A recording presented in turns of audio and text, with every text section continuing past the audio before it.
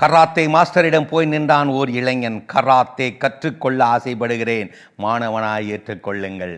சரி, உன் பலம் எவ்வளவு? நான் தனி ஆளாய் நின்று 100 பேரை சமாளிப்பேன். சரி, உன்னை மாணவனாய் ஏற்றுக்கொள்ளுகிறேன். இன்றே பயிற்சியை ஆரம்பி. பயிற்சி ஆரம்பமானது. பாடங்களை கற்றுக்கொள்ள ஆரம்பித்தான், நுட்பங்களை நுகர்ந்து கொள்ள ஆரம்பித்தான்.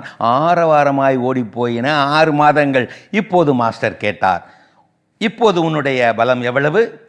நான் தனியாளாய் நின்று 100 பேரை சமாளிப்பேன் என்று நினைத்தேன், ஒரு 50 பேரை சமாளிப்பேன். சரி, தொடர்ந்து பயிற்சி எடு. அடுத்த 6 மாதங்கள் தேறு போல ஓடிப்போயின.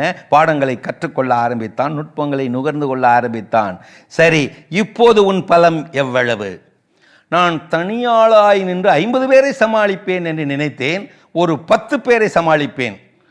ஓகே, தொடர்ந்து பயிற்சி எடு. அதற்கடுத்த 6 மாதங்கள் தென்றல் போல ஓடிப்போயின. பாடங்களை கற்றுக்கொள்ள ஆரம்பித்தான், நுட்பங்களை நுகர்ந்து கொள்ள ஆரம்பித்தான். மாஸ்டர் இப்போது கேட்டார், சரி, இப்போது உன் பலம் எவ்வளவு? தெளிவாக சொல். அதை எப்படி சார் நான் சொல்ல முடியும்? என் எதிரியின் பலம் அல்லவா என் பலத்தை நிர்ணயிக்கும். கேட்டதும் புன்னகைத்தார் மாஸ்டர். ஆசிரோடு அனுப்பி வைத்தார். நல்லது, நீ முழுவதும் தேறிவிட்டாய். இனி உனக்கு பயிற்சி தேவையில்லை, போய் வா. உன்னை பலசாலியாக்குவது நயந்து நடக்கும் நண்பர்கள் அல்ல, எதிர்த்து பாயும் எதிரிகள். ஓடுபவனுக்கு பல வழிகள் உண்டு, துரத்துபவனுக்கோ ஒரே ஒரு வழிதான் உண்டு. அவன் பின்னால் தான் அவன் ஓடியாக வேண்டும். துரத்துபவனாயிராதே, ஓடுபவனாயிரு.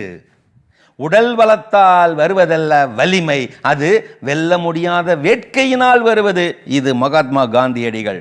ஒரு முட்டாள் நண்பர்களை பயன்படுத்துவதை விட ஒரு அறிவாளி பகைவர்களை பயன்படுத்திக் கொள்ளுகிறான். வாழ்க்கை பாடங்களை கற்றுக்கொள்வதற்கு, சாதனை பாதையில் சகசமாய் செல்வதற்கு. இது பால் டாசர் கிரேசியம். எனவேதான் இயேசு பெருமான் அன்றே எதிரிகளை அன்பு செய்ய சொன்னாரோ. உன் பலத்தோடு மோதுபவன் எதிரி, உன் பலவீனத்தோடு மோதுபவன் துரோகி, தரமான துரோகி. நினைவில் கொள்ளுங்கள், பிறரின் ஏமாளித்தனத்தை தனக்கு சாதகமாக பயன்படுத்தி கொள்பவன் தலை சிறந்த துரோகி. தன்னை தவிர எவரையும் நம்பி எதிலும் இறங்கி விடாதீர்கள். தொடக்கத்தில் நான் இருக்கேன் என்பார்கள், முடிவிலே நான் அப்பவே சொன்னேன்ல என்பார்கள்.